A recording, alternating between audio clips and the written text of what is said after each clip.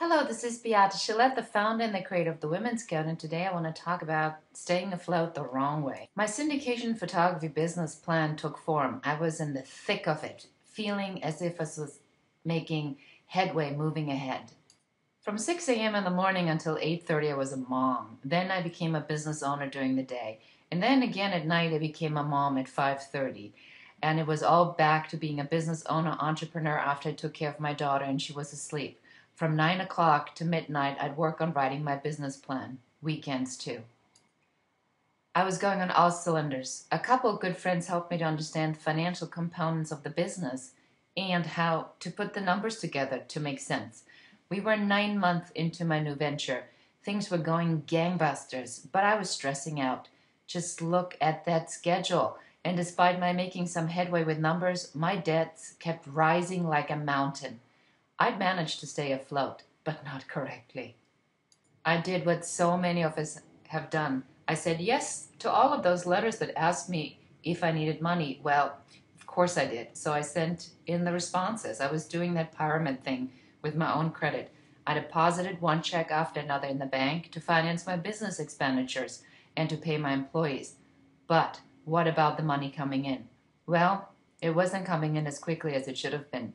And at the same time, I had 2 lines of credit that I maxed out, about 4 credit cards that were maxed out, and another 2 or 3 special bank offers waiting to be taken advantage of.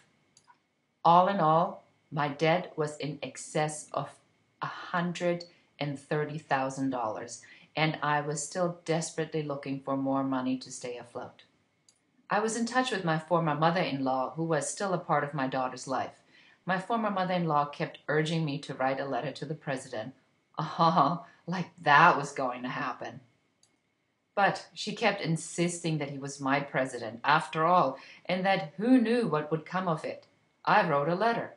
What harm could it be? So finally, figuring I had nothing to lose, but really I was on the verge of losing everything once again, and to shut up my mother-in-law, I sat down and wrote a letter to President George Bush.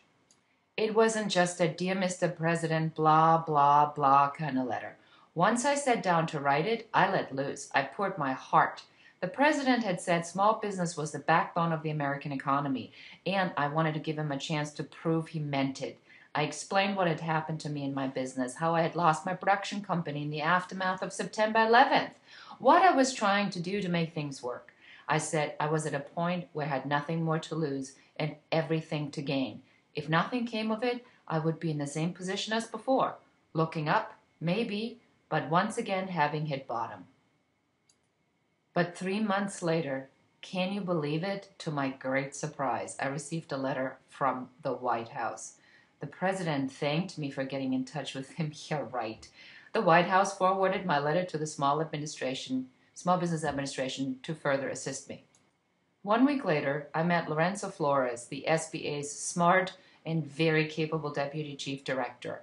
Armed with my business plan and a coffee table book that showcased our images, I discussed with him what, if anything, could be done. Mr. Flores said the magic words, "I will put in what you will put in." That is when I knew this could work out after all.